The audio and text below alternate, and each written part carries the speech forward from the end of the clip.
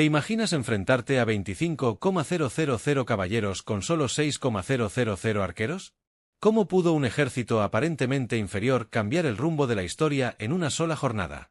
En este vídeo descubrirás cómo los arqueros ingleses derrotaron a la poderosa caballería francesa en la batalla de Agincourt, una de las confrontaciones más impactantes de la Guerra de los 100 años, y qué estrategias, armas y errores hicieron posible esta asombrosa victoria en 1415.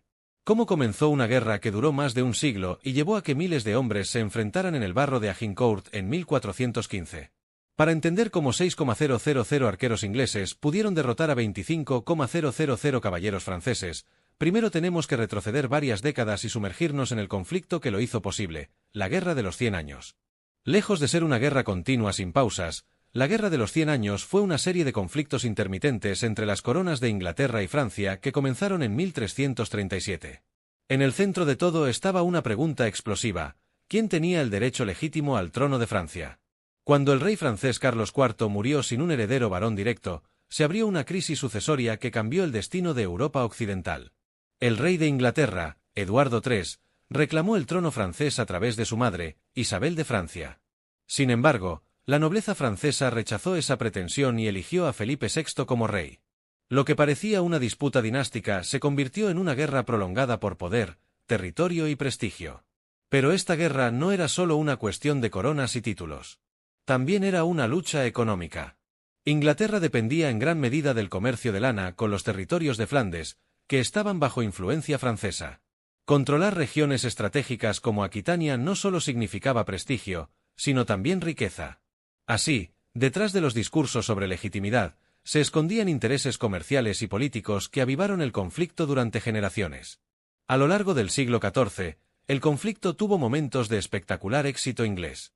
Batallas como Crécy en 1346 y Poitiers en 1356 demostraron algo impensable hasta entonces: la caballería pesada francesa, considerada la fuerza militar más temida de Europa, podía ser derrotada por ejércitos más pequeños y disciplinados que utilizaran el arco largo inglés con eficacia devastadora.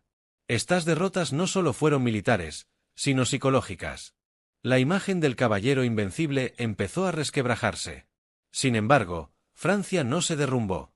Con el tiempo, logró reorganizarse.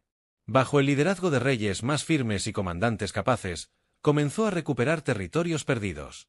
Para finales del siglo XIV, el impulso inglés se había debilitado. Las arcas estaban agotadas, la guerra era costosa y el entusiasmo inicial había disminuido. Inglaterra enfrentaba tensiones internas, mientras que Francia, aunque también golpeada, empezaba a encontrar estabilidad. Y aquí es donde entramos en el contexto específico de 1415.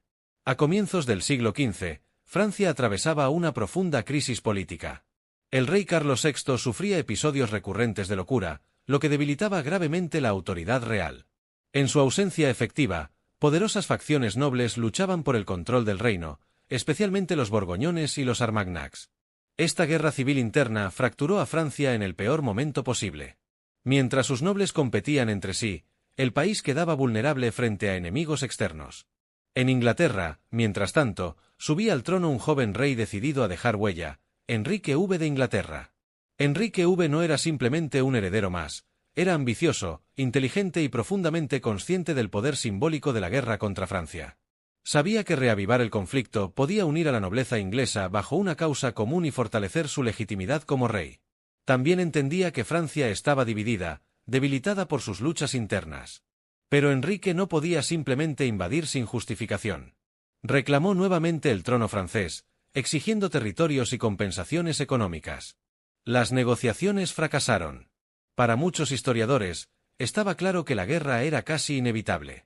En 1415, Enrique reunió un ejército y cruzó el Canal de la Mancha con la intención de reactivar la ofensiva inglesa en suelo francés. Es importante entender que esta no era una aventura improvisada. Inglaterra tenía experiencia previa en campañas en Francia.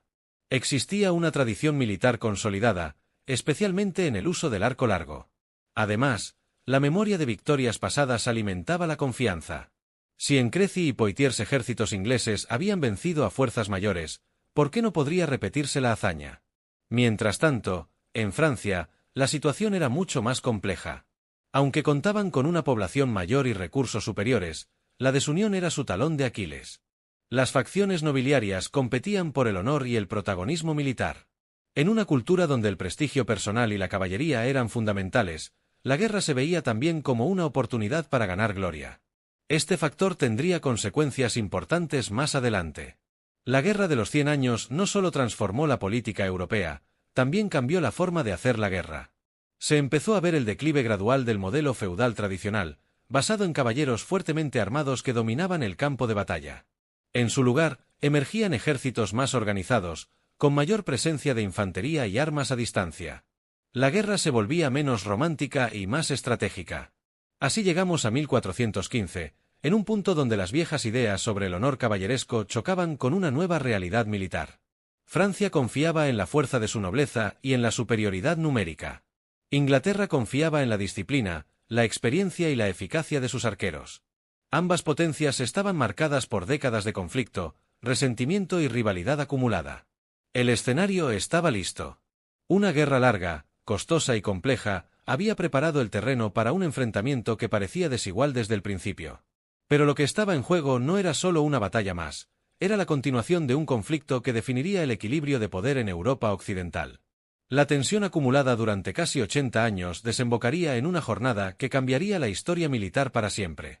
Y con este contexto en mente, la pregunta ya no es solo por qué ocurrió a Agincourt, sino cómo una guerra tan larga y desgastante creó las condiciones perfectas para que un ejército aparentemente inferior lograra una de las victorias más sorprendentes de la Edad Media. ¿Cómo se pasa de planear una conquista gloriosa a luchar por sobrevivir en territorio enemigo, enfermo, superado en número y rodeado de peligros? La campaña de 1415 no comenzó como una historia desesperada, sino como una demostración de fuerza cuidadosamente preparada por Enrique V de Inglaterra. Pero lo que parecía el inicio de una ofensiva calculada pronto se convirtió en una prueba brutal de resistencia. En agosto de 1415, Enrique cruzó el Canal de la Mancha con un ejército de aproximadamente 12,000 hombres. No era una fuerza gigantesca, pero sí experimentada. Había caballeros, hombres de armas, y sobre todo, miles de arqueros equipados con el temido arco largo inglés. El objetivo inicial no era enfrentarse directamente al grueso del ejército francés, sino asegurar una base estratégica en el norte de Francia. Ese lugar era Harfleur. El asedio de Harfleur fue la primera gran prueba. La ciudad, ubicada en la desembocadura del río Sena, era un puerto clave. Controlarla significaba abrir una puerta logística para futuras operaciones. Enrique sabía que tomarla enviaría un mensaje claro a Francia: Inglaterra había regresado a la guerra con determinación. Sin embargo, los asedios medievales rara vez eran rápidos o limpios. Durante semanas, los ingleses bombardearon la ciudad con artillería primitiva y máquinas de asedio.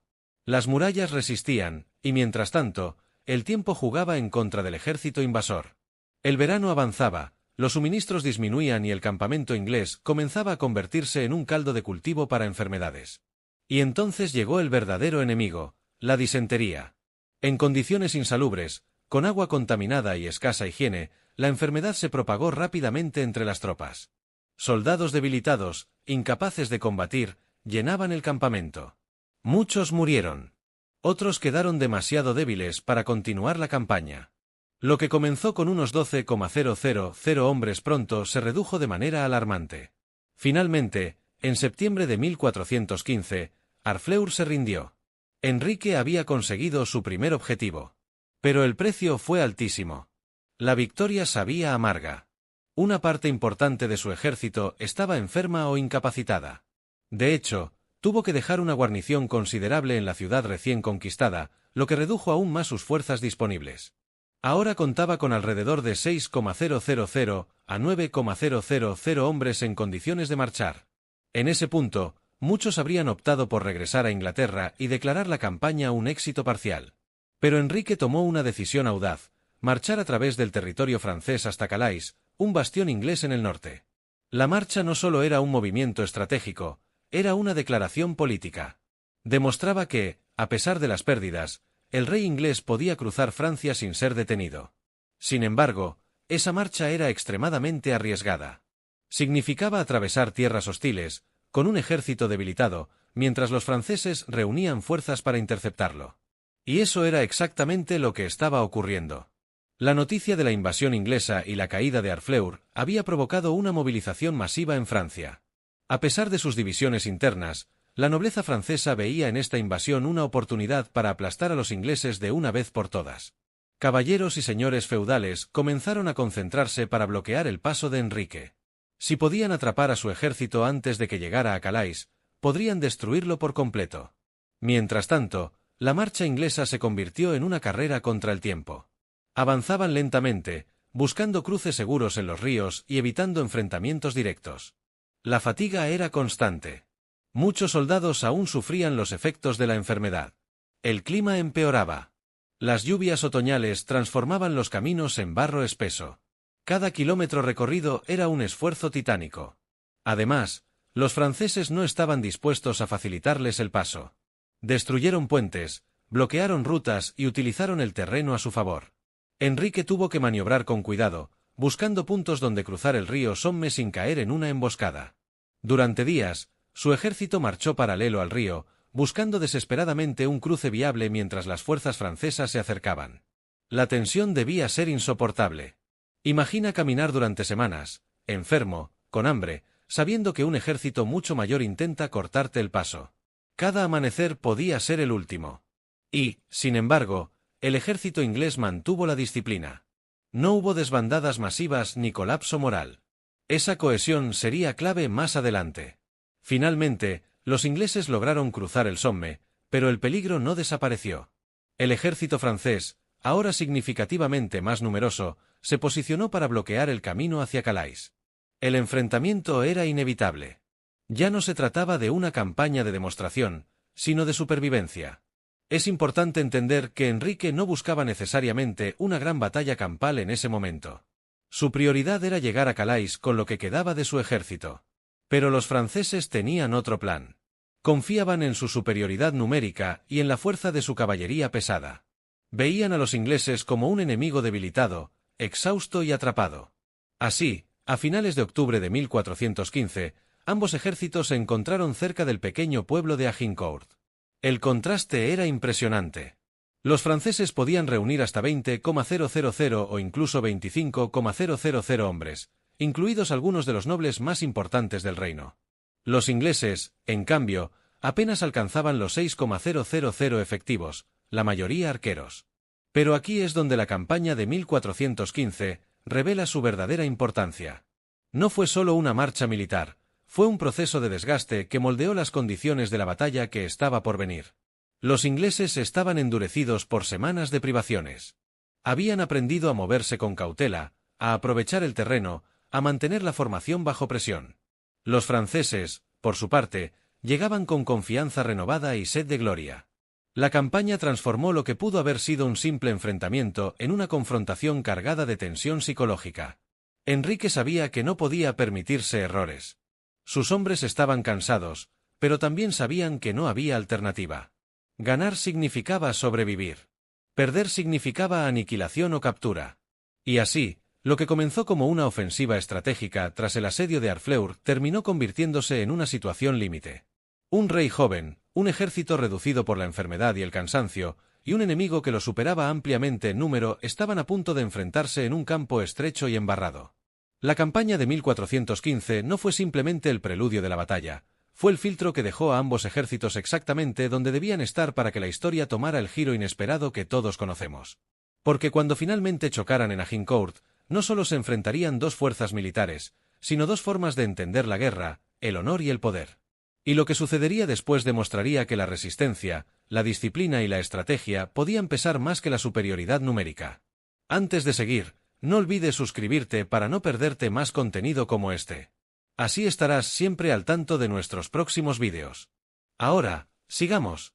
¿Cómo puede un ejército cansado, enfermo y superado en número convertirse en una máquina de guerra capaz de desafiar a toda la nobleza francesa? La respuesta está en quiénes eran realmente esos 6,000 hombres, y sobre todo, en el arma que llevaban en sus manos. Cuando pensamos en ejércitos medievales, solemos imaginar caballeros con armaduras brillantes montados en enormes caballos de guerra. Pero el ejército inglés de 1415 era diferente. Bajo el mando de Enrique V de Inglaterra, la columna vertebral de la fuerza no eran los nobles acorazados, sino los arqueros. De los aproximadamente 6,000 hombres que llegaron a las cercanías de Agincourt, cerca de 5/6 partes eran arqueros armados con el famoso arco largo inglés. Esto no era casualidad. Inglaterra llevaba décadas perfeccionando un modelo militar distinto al de Francia. Desde tiempos anteriores, la corona había fomentado la práctica obligatoria del tiro con arco. Los hombres comunes se entrenaban desde jóvenes. No era un pasatiempo, era casi una obligación nacional. El resultado fue una generación de soldados capaces de disparar con velocidad, precisión y resistencia extraordinarias. El arco largo no era un arma sencilla. Medía casi lo mismo que el hombre que lo utilizaba y requería una fuerza impresionante para tensarlo. No cualquiera podía usarlo con eficacia. Se necesitaban años de práctica para dominarlo. Pero cuando lo hacías, se convertía en una herramienta devastadora. Un arquero entrenado podía disparar entre 6 y 10 flechas por minuto. Ahora multiplica eso por miles de hombres lanzando proyectiles al mismo tiempo. El cielo literalmente se oscurecía. Además, las flechas no eran simples varillas de madera. Muchas estaban equipadas con puntas diseñadas para perforar armaduras. A corta y media distancia, podían atravesar protecciones de metal, o al menos, causar heridas graves a los caballos, lo que era igual de decisivo. Derribar a un caballero significaba convertir a una máquina de guerra montada en un hombre atrapado en decenas de kilos de acero, luchando por levantarse en medio del caos. Pero el ejército inglés no estaba compuesto solo por arqueros. También había hombres de armas, soldados más pesadamente equipados que luchaban a pie junto al rey. Una diferencia clave respecto a los franceses era que muchos caballeros ingleses combatían desmontados. Esto mejoraba la cohesión de la línea y evitaba cargas desorganizadas. Enrique entendía que la disciplina colectiva era más importante que la gloria individual. Y aquí entramos en un punto fundamental, la mentalidad. El ejército inglés en 1415 no era una reunión improvisada de nobles buscando honor personal. Era una fuerza relativamente profesionalizada para los estándares de la época. Muchos habían combatido antes. Habían aprendido lecciones duras en campañas previas de la Guerra de los 100 años. Sabían lo que funcionaba y lo que no. Tras el asedio de Harfleur y la agotadora marcha hacia el norte, los hombres que permanecían con Enrique no eran inexpertos. Eran supervivientes. Habían soportado enfermedad, hambre y cansancio extremo. Esa experiencia compartida forjó una cohesión silenciosa. Cuando un ejército pasa semanas marchando bajo presión constante, los lazos internos se fortalecen. Cada hombre dependía del otro. Otro elemento clave fue la preparación táctica. Los arqueros no solo disparaban desde cualquier posición. Llevaban consigo estacas afiladas que clavaban en el suelo frente a sus líneas. Estas estacas creaban una barrera improvisada contra cargas de caballería. Un caballo lanzado a toda velocidad no podía atravesar fácilmente una fila de puntas de madera inclinadas hacia él. De esta forma, el arma más poderosa de la nobleza francesa quedaba neutralizada antes de entrar en contacto directo. Además, los arqueros no eran simples tiradores estáticos. Si era necesario, podían luchar cuerpo a cuerpo con dagas y armas cortas. No eran frágiles. Eran hombres acostumbrados al trabajo duro, físicamente resistentes. Muchos provenían de clases campesinas o medias, habituados a la vida rural.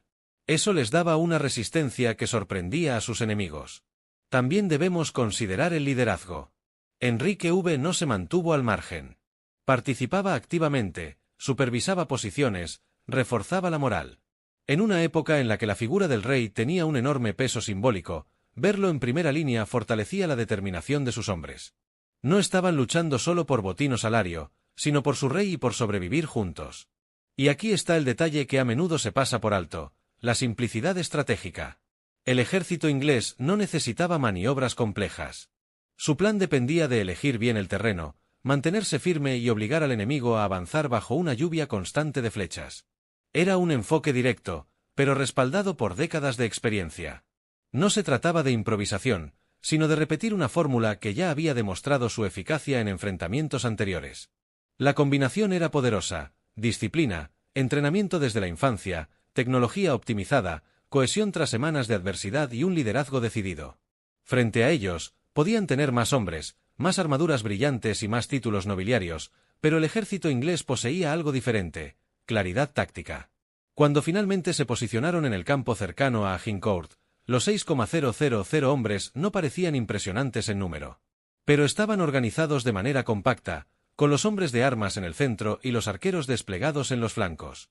las estacas ya clavadas, las cuerdas tensas, las flechas listas. Cada arquero sabía su función. No necesitaban órdenes complicadas en medio del combate. Cuando el enemigo avanzara, dispararían. Una y otra vez. Sin precipitarse. Sin romper la formación. La clave no era el heroísmo individual, sino la repetición implacable de un sistema que desgastaría al enemigo antes de que pudiera siquiera blandir su espada. Así, lo que a simple vista parecía un ejército pequeño y agotado, era en realidad una fuerza optimizada para el tipo de enfrentamiento que estaba a punto de producirse. No buscaban una batalla caótica, sino un choque controlado donde su arma principal pudiera dominar. Y cuando la caballería francesa finalmente avanzara, convencida de que aplastaría fácilmente a un enemigo inferior, se encontraría con algo que no esperaba: un muro invisible de madera y hierro, y un cielo convertido en tormenta de flechas. ¿Cómo es posible que un ejército con hasta 25,000 hombres, formado por algunos de los nobles más poderosos de Europa, terminara siendo derrotado por una fuerza mucho menor? Para entenderlo, tenemos que mirar de cerca al ejército francés que se reunió en 1415 con la firme intención de aplastar a los ingleses cerca de la batalla de Agincourt. En teoría, Francia tenía todas las ventajas. Más población, más recursos y una tradición militar basada en la caballería pesada, considerada durante siglos la élite del campo de batalla europeo. Los caballeros franceses no eran simples soldados, eran la encarnación del honor, la nobleza y el poder feudal. Vestidos con armaduras completas de acero, montados en caballos entrenados para la guerra, representaban la fuerza más temida de su tiempo. Cuando se supo que el ejército de Enrique V de Inglaterra marchaba debilitado hacia el norte, la reacción en Francia fue inmediata. Nobles de distintas regiones acudieron al llamado. Muchos veían en esta campaña la oportunidad perfecta para vengar derrotas pasadas como Crécy y Poitiers. Otros simplemente buscaban gloria personal. En una sociedad donde el prestigio lo era todo, capturar a un rey enemigo o a un gran señor podía significar fama y una fortuna en rescates. Pero aquí empieza el problema. El ejército francés no era una fuerza completamente unificada bajo un mando indiscutible. Francia atravesaba una profunda crisis interna. El rey Carlos VI sufría episodios de inestabilidad mental, y el poder real estaba debilitado por las luchas entre facciones nobles, especialmente borgoñones y armagnacs. Aunque ante la invasión inglesa se unieron en apariencia, las tensiones no desaparecieron de la noche a la mañana. En el campo francés se concentraron miles de hombres de armas, caballeros y escuderos, muchos de ellos con sus propios séquitos. Era un ejército imponente, pero también complejo de coordinar. Cada noble importante quería un lugar destacado en la línea de batalla. Nadie deseaba quedarse en la retaguardia mientras otros obtenían la gloria. Esto generó discusiones sobre quién debía liderar la carga y cómo organizar el despliegue. En términos numéricos, la superioridad era clara. Las estimaciones varían, pero es probable que los franceses duplicaran o incluso triplicaran el número de combatientes ingleses. Además, contaban con una cantidad considerable de caballería pesada, su arma más prestigiosa. La lógica parecía sencilla: una carga masiva rompería la línea inglesa y acabaría con el combate rápidamente. Sin embargo, esa confianza escondía varios errores de cálculo. El primero era subestimar al enemigo. Muchos nobles franceses consideraban que los ingleses estaban exhaustos tras semanas de marcha, debilitados por la enfermedad y con pocas posibilidades reales de resistir un choque frontal. Pensaban que bastaría una ofensiva contundente para desmoronar su formación. El segundo problema era doctrinal. La caballería pesada había dominado la guerra medieval durante generaciones. La idea de que un grupo de arqueros pudiera detener a caballeros blindados resultaba, para algunos, casi ofensiva. Aunque la historia reciente ya había mostrado advertencias, la cultura del honor caballeresco seguía pesando más que las lecciones tácticas. Además, la estructura misma del ejército francés dificultaba la disciplina colectiva. A diferencia del modelo inglés, más centralizado bajo la autoridad directa del rey, las fuerzas francesas respondían a múltiples señores. La coordinación en el fragor de la batalla podía verse afectada por rivalidades personales y falta de mando unificado. Otro factor importante fue la composición del terreno y cómo éste afectaba a un ejército tan grande. Reunir a miles de hombres en un espacio relativamente reducido requería planificación precisa. Pero el deseo de participar activamente llevó a que muchos caballeros se aglomeraran en las primeras líneas. Esto redujo la movilidad y complicó cualquier maniobra flexible.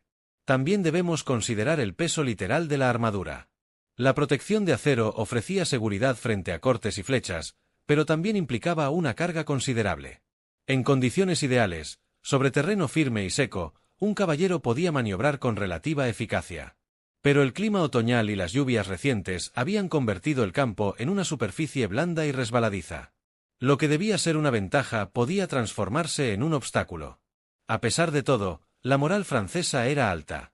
La percepción general era que la victoria era cuestión de tiempo.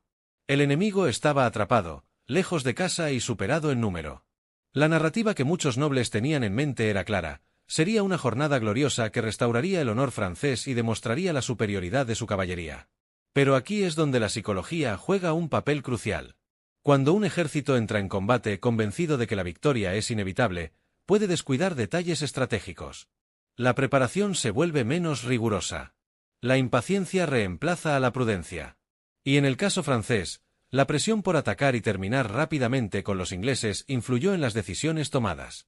El ejército francés también incluía unidades de infantería y arqueros propios, pero el protagonismo recaía indiscutiblemente en los hombres de armas. La batalla se concebía como un enfrentamiento directo, donde el valor individual y la fuerza bruta decidirían el resultado. Esta mentalidad contrastaba con el enfoque inglés, más centrado en el desgaste y la posición defensiva. Así, cuando ambos ejércitos se miraron frente a frente, el contraste era evidente. Por un lado, una fuerza numerosa, orgullosa y ansiosa por cargar. Por el otro, un contingente más pequeño, compacto y disciplinado, dispuesto a esperar el momento adecuado. El ejército francés tenía la ventaja numérica, el prestigio y la tradición. Pero también cargaba con expectativas enormes, rivalidades internas y una fe casi ciega en la superioridad de su modelo militar. Y en el campo de Agincourt, esas fortalezas se mezclarían con debilidades invisibles que solo se revelarían cuando comenzara el choque. Lo que parecía una victoria segura empezaba a depender de detalles que muchos habían pasado por alto. Y cuando el primer movimiento se pusiera en marcha, la diferencia entre confianza y exceso de confianza marcaría el destino de miles de hombres. ¿Puede un simple campo embarrado decidir el destino de miles de hombres y cambiar el curso de la historia? En 1415, el terreno no fue un escenario pasivo, fue un protagonista silencioso que inclinó la balanza antes incluso de que volara la primera flecha en la batalla de Agincourt. El lugar del enfrentamiento no era una llanura amplia y abierta donde la caballería pudiera desplegar todo su poder. Era un terreno relativamente estrecho, encajonado entre dos zonas boscosas. Esto reducía enormemente el espacio disponible para maniobrar. Para un ejército pequeño y compacto como el inglés, esa limitación podía convertirse en ventaja. Para una fuerza mucho mayor como la francesa, era un problema serio. Imagina el escenario: a un lado, el bosque de Tramecourt, al otro, el bosque de Azincourt. Entre ambos, un corredor de tierra cultivada recientemente arada. No era una superficie firme y lisa, sino un terreno irregular, removido por labores agrícolas. Y como si eso no fuera suficiente, las lluvias recientes habían empapado el suelo. El resultado era una mezcla espesa de barro que se pegaba a botas, ruedas y cascos de caballo. Cuando el ejército de Enrique V de Inglaterra llegó al lugar, no eligió la posición al azar. Se colocó en el extremo más estrecho del campo, obligando a los franceses a avanzar por ese cuello de botella natural. Esto anulaba parcialmente la superioridad numérica enemiga. No importaba cuántos miles de hombres tuviera Francia si no podían desplegarse todos al mismo tiempo. La anchura limitada del terreno significaba que las primeras líneas francesas estarían comprimidas. Los hombres de atrás se empujarían hacia adelante, reduciendo aún más la movilidad. En condiciones ideales, una carga de caballería requiere espacio para ganar velocidad y mantener la formación. Aquí, ese espacio simplemente no existía. El barro era el segundo gran factor. Un caballero con armadura completa podía pesar, junto con su equipo, más de 30 kilos adicionales. A eso hay que sumar el peso del caballo y la energía necesaria para impulsarlo a través de un terreno pesado. Cada paso se convertía en un esfuerzo mayor. La velocidad disminuía. El impulso se perdía. Para los ingleses, que en su mayoría combatían a pie y estaban posicionados en terreno ligeramente más elevado, la situación era distinta. Habían clavado estacas en el suelo frente a sus líneas, creando una barrera contra cargas directas. Detrás de esa defensa improvisada, los arqueros podían disparar con relativa estabilidad. El barro afectaba menos a quienes esperaban que a quienes debían avanzar. Además, el campo recién arado no solo era blando, también estaba surcado por pequeñas hendiduras y desniveles. Esto rompía cualquier intento de mantener una formación perfectamente alineada durante una carga. A medida que los franceses avanzaran, se desordenarían de manera inevitable. La lluvia previa al combate amplificó cada uno de estos problemas. El terreno, ya removido, absorbió agua y se volvió aún más pegajoso. Cada caída se convertía en una trampa. Un caballero derribado no solo tenía que levantarse bajo el peso de su armadura, sino hacerlo en medio de un lodazal, con otros hombres empujando desde atrás. El estrechamiento entre los bosques también tenía un efecto psicológico. Los franceses no podían rodear fácilmente a los ingleses. El combate se concentraría en el frente. Eso eliminaba opciones tácticas más amplias y convertía la batalla en un choque frontal en condiciones desfavorables para quien debía atacar. En cambio, para los ingleses, el terreno actuaba como multiplicador de fuerza. Un ejército más pequeño suele temer ser flanqueado o rodeado. Aquí, los bosques protegían los costados. La estrechez impedía que la superioridad numérica francesa se tradujera en una envoltura estratégica. Era como pelear en un pasillo en lugar de en un estadio abierto. Y hay otro detalle clave: el tiempo. Ambos ejércitos se observaron durante horas antes del combate. El hambre y el cansancio afectaban especialmente a los ingleses, pero también sabían que cuanto más esperaran, más difícil sería para los franceses mantener la disciplina y la paciencia. Permanecer quietos bajo tensión, en armadura pesada y sobre un terreno húmedo, no era sencillo. El campo, aparentemente común, se convirtió en una trampa natural. Cada elemento, la anchura limitada, el barro profundo, la ligera elevación inglesa, las estacas defensivas y los bosques laterales, trabajaba en conjunto. No fue casualidad. Fue una combinación de circunstancias y decisiones estratégicas. Cuando finalmente los franceses avanzaran, no lo harían en un terreno que favoreciera su estilo de guerra tradicional. Lo harían en un espacio que neutralizaba su mayor fortaleza, la carga masiva de caballería. En lugar de una embestida rápida y devastadora, tendrían que atravesar lentamente un mar de barro bajo una lluvia constante de flechas. Así, antes incluso del primer choque directo, el campo de Agincourt ya había empezado a inclinar el resultado. El terreno no lucha con espadas ni dispara arcos, pero puede decidir quién tiene ventaja. Y en 1415, ese terreno aparentemente simple se convirtió en el aliado silencioso de un ejército que lo necesitaba todo para sobrevivir. ¿Qué se siente avanzar hacia miles de arqueros, sabiendo que el cielo está a punto de oscurecerse con flechas?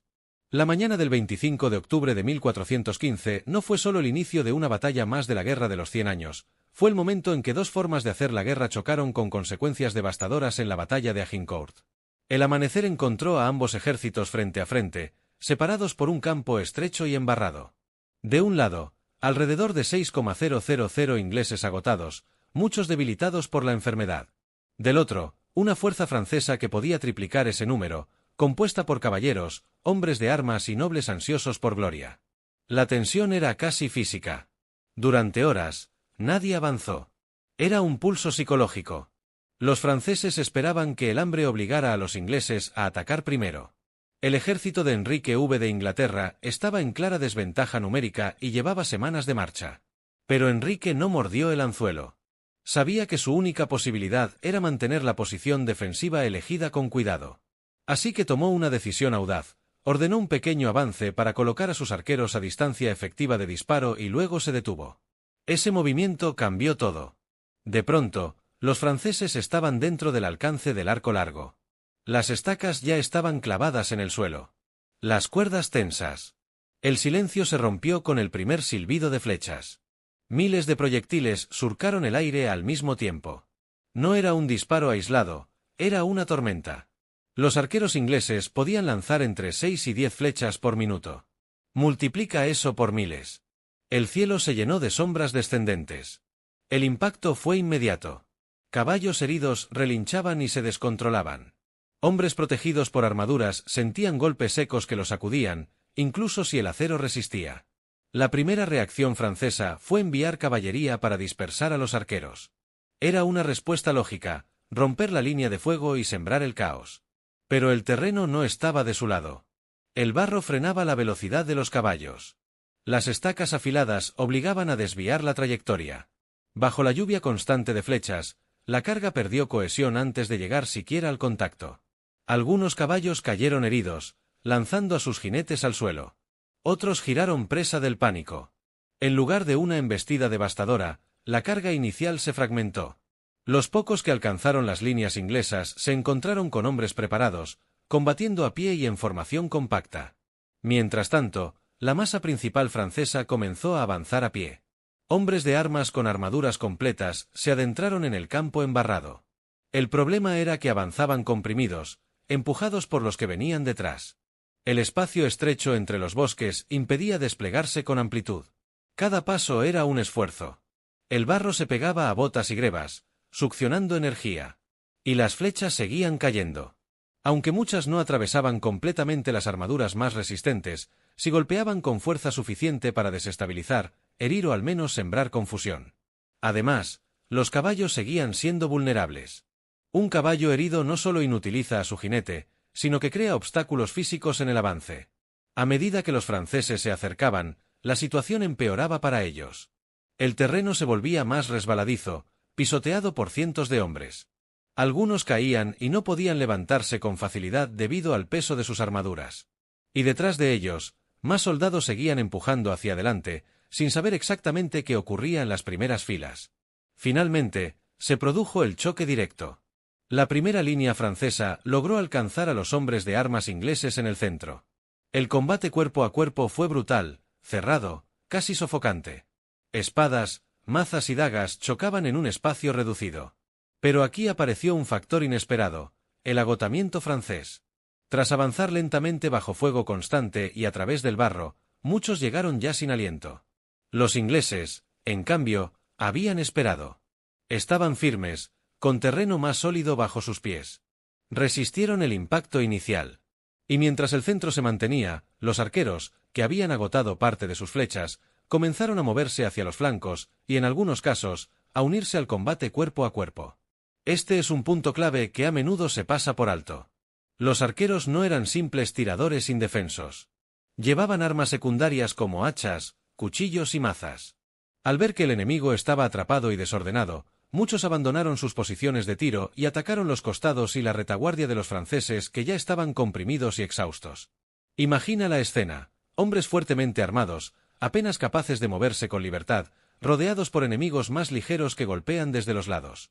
El barro se convierte en prisión. Caer al suelo podía significar no volver a levantarse. Algunos eran asfixiados por el peso de otros que caían encima. La presión desde atrás agravó el desastre. Las segundas y terceras líneas francesas intentaban avanzar sin comprender que el frente estaba bloqueado. El resultado fue una acumulación caótica de cuerpos y acero. La superioridad numérica se transformó en desventaja. No podían utilizar todos sus hombres de manera efectiva. En medio del caos, Enrique combatía en primera línea. Su presencia reforzaba la moral inglesa. En un momento crítico, incluso estuvo en peligro cuando algunos franceses lograron acercarse a su posición. Pero la línea resistió. Con el paso de las horas, el impulso francés se desmoronó. La primera oleada quedó destrozada. Las siguientes, desorganizadas. El campo se convirtió en una masa de hombres atrapados en barro, luchando por espacio para respirar más que por avanzar. En un giro aún más dramático, Enrique ordenó la ejecución de muchos prisioneros capturados durante la batalla, temiendo un posible contraataque mientras sus fuerzas estaban dispersas. Fue una decisión polémica, pero revela la tensión extrema del momento. Aunque la victoria parecía cercana, el riesgo no había desaparecido por completo. Finalmente, la resistencia francesa colapsó. Lo que comenzó como una demostración de fuerza se convirtió en una catástrofe. Miles de nobles y caballeros yacían muertos o capturados. Las pérdidas francesas fueron devastadoras, especialmente entre la élite. Los ingleses, aunque también sufrieron bajas, experimentaron pérdidas mucho menores en comparación. Cuando el combate terminó, el contraste era impactante. El ejército más pequeño, enfermo y aparentemente condenado, había sobrevivido y vencido. El campo embarrado estaba cubierto de armaduras, estandartes caídos y cuerpos inmóviles.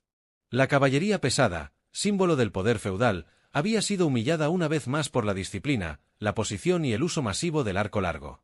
Lo ocurrido ese día no fue simplemente una victoria táctica. Fue una lección brutal sobre adaptación y estrategia. La confianza excesiva, la falta de coordinación y la elección de atacar en condiciones desfavorables habían condenado a un ejército superior en número. La jornada del 25 de octubre de 1415 demostró que en la guerra no siempre gana quien tiene más hombres, sino quien entiende mejor el terreno, el momento y la naturaleza del enemigo. Y cuando el sol se puso sobre Agincourt, quedó claro que esa mañana no solo había comenzado una batalla, sino que había cambiado para siempre la percepción del poder militar en la Europa medieval. ¿Cómo es posible que 6,000 hombres derrotaran a 25,000 en un enfrentamiento directo sin tecnología moderna ni armas de pólvora decisivas? La respuesta no está en la suerte ni en un milagro aislado, sino en una combinación letal de estrategia, disciplina, terreno y errores del enemigo en la batalla de Agincourt. Primero, hablemos de la superioridad táctica inglesa. El ejército de Enrique V de Inglaterra no improvisó su defensa. Eligió cuidadosamente el terreno, se posicionó en el punto más estrecho del campo y obligó a los franceses a atacar de frente. Esto anuló gran parte de la ventaja numérica rival. No importa cuántos hombres tengas, si no puedes desplegarlos al mismo tiempo. En Agincourt, el espacio convirtió a 25,000 en una masa comprimida incapaz de maniobrar con libertad. Segundo, el uso inteligente del arco largo inglés fue decisivo. No era solo un arma, era un sistema. Miles de arqueros disparando de forma coordinada generaban una presión constante. Aunque no todas las flechas atravesaban armaduras, si desorganizaban, herían caballos y obligaban al enemigo a avanzar bajo un castigo continuo. La clave no era un disparo perfecto, sino la repetición implacable. Cada minuto bajo esa lluvia de proyectiles agotaba física y mentalmente a los franceses. Tercero, la disciplina colectiva. El ejército inglés luchó como una unidad compacta. No buscaban gloria individual, buscaban sobrevivir. Combatieron mayoritariamente a pie, mantuvieron la formación y esperaron el momento adecuado. No hubo cargas impulsivas ni rupturas innecesarias. Esa cohesión fue fundamental cuando llegó el combate cuerpo a cuerpo. En contraste, los franceses cometieron varios errores estratégicos. El primero fue subestimar al enemigo. Creyeron que el cansancio y la inferioridad numérica inglesa bastarían para quebrarlos rápidamente. Esa confianza influyó en la decisión de atacar en condiciones desfavorables.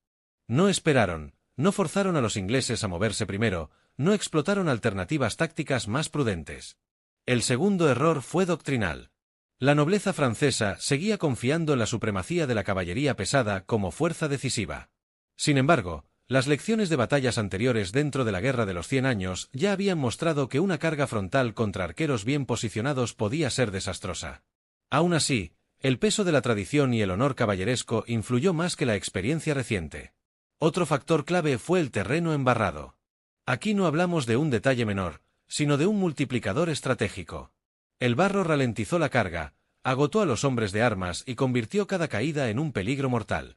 Los franceses avanzaron con armaduras pesadas a través de un suelo que absorbía energía en cada paso. Cuando finalmente llegaron al combate cuerpo a cuerpo, muchos ya estaban exhaustos. La acumulación de tropas en un espacio reducido fue otro problema crítico. Las segundas y terceras líneas francesas empujaban hacia adelante sin tener claridad de lo que ocurría en el frente. Esto creó una compresión mortal. La superioridad numérica se convirtió en un obstáculo logístico. No podían utilizar su ventaja de manera efectiva, y esa masa desordenada facilitó el contraataque inglés. También influyó el liderazgo. Enrique V estuvo presente, visible, participando activamente. Su figura reforzó la moral en momentos críticos. En cambio, el mando francés estaba dividido entre múltiples nobles con intereses y ambiciones propias. La falta de una autoridad única e indiscutida dificultó la coordinación general. Hay un elemento psicológico que no podemos ignorar. Los ingleses sabían que no tenían margen de error. Luchaban por sobrevivir. Esa mentalidad agudiza la concentración. Los franceses, en cambio, esperaban una victoria relativamente rápida. Cuando las cosas comenzaron a salir mal, la sorpresa y la confusión se propagaron rápidamente. Un ejército que entra convencido de su superioridad puede desmoronarse con mayor rapidez cuando esa expectativa se rompe. Además, los arqueros ingleses no se limitaron a disparar desde la distancia. Cuando la línea francesa quedó atrapada y desorganizada, muchos se unieron al combate cuerpo a cuerpo, atacando desde los flancos. Esta flexibilidad fue crucial. Transformaron una defensa estática en una presión envolvente en el momento oportuno. En resumen, la victoria inglesa fue el resultado de varios factores que actuaron al mismo tiempo: elección inteligente del terreno, neutralización de la caballería, uso masivo y coordinado del arco largo, disciplina colectiva, liderazgo firme y explotación de los errores del adversario. No fue un golpe de suerte aislado. Fue la culminación de décadas de adaptación militar dentro de la Guerra de los 100 años. Agincourt demostró algo que cambiaría la guerra medieval. La superioridad numérica no garantiza la victoria si no está acompañada de estrategia, coordinación y adaptación al entorno. Y ese día de 1415, 6,000 hombres probaron que entender cómo y dónde luchar puede ser más poderoso que simplemente tener más espadas en el campo. ¿Cómo puede una sola batalla cambiar el rumbo de toda una guerra y la percepción del poder en Europa? La batalla de Agincourt no fue solo una victoria numérica sorprendente, sino un punto de inflexión que redefinió tácticas, liderazgo y la forma en que los ejércitos medievales enfrentaban conflictos. La humillación francesa fue enorme.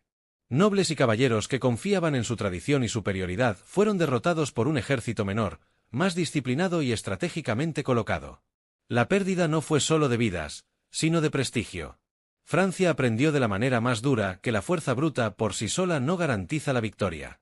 La imagen del caballero invencible fue cuestionada, y la importancia de la coordinación y la táctica moderna comenzó a ganar peso. Por el lado inglés, la victoria tuvo un efecto psicológico y político devastador sobre sus enemigos.